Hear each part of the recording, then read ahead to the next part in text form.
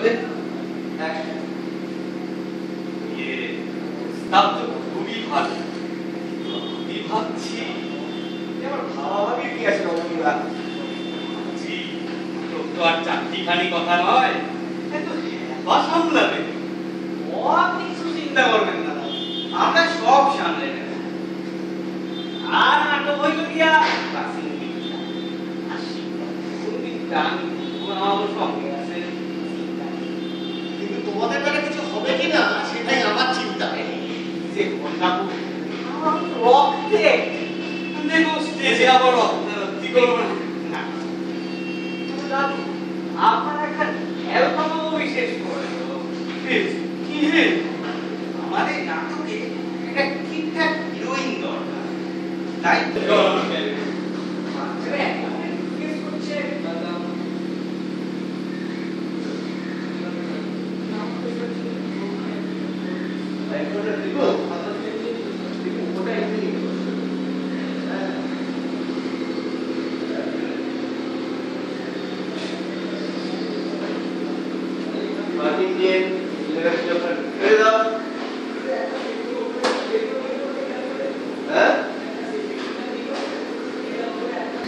Hi Dipanshu, I'm Priyanka from Sholoana-Bangaliana.com.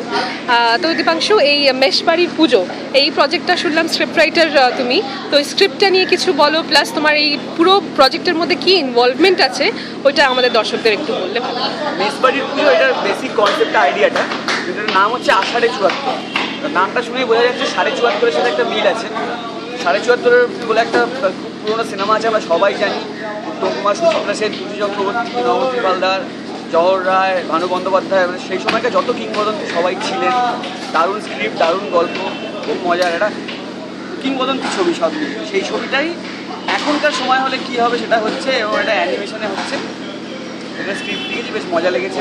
ওই রেফারেন্সগুলো রাখার চেষ্টা করেছি, এবং যেহেতু আবার এখনকার সময় থাকলে সুচিত্রা কীভাবে কথা বলতো, উত্তম কীভাবে কথা বলতো, সেই ব্যাপারগুলো আছে। তখনকার কিছু গানের প্যারোডি আছে, এবং অ্যানিমেটেড যেহেতু অনেক স্কোপ বেশি, এবং তাইগুলো স্ক্রিপ্টটা খুব মজা করে লেখা গেছে। ওকে, অ্যান্ড এছাড়া তুমি আর কি কি প্রজেক্টে কাজ করছো? এই প্রজেক্টের যে এই পোর্শনটা যিনি শুট করছেন নিকিতা দেবাশিস সেই সময়, তার কিছু ছবিতে গান লেখার কাজ, সাথে থাকা, এডিটোরিয়াল পার্টে বা অন্যান্যভাবে লেখালেখি অন্যভাবে যেভাবে কন্ট্রিবিউট করা যায় সেগুলো করছি। Okay, thank you so much. Thank you.